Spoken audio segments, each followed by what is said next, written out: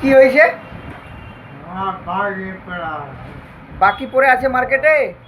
কতগুলা? 60 লাখ। 60 লাখ? কার কাছে পড়ে আছে বাকিটা? সবারই কাছে? হ্যাঁ, তাহলে বাকিটা কিভাবে তোলা যাবে এখন? দেয় না কে? দেয় না? তো তুমি এতগুলো টাকা বাকি কেমন করে দিলা? ওই 2 টাকা 2 টাকা করে 60 লাখ টাকা পড়ে আছে এখন পর্যন্ত নাকি? হ্যাঁ,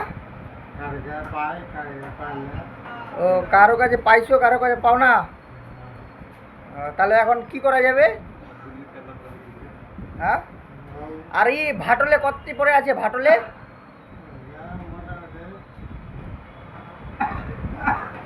কটি? ভাটলে 15 লাখ। আর হালালপুরে?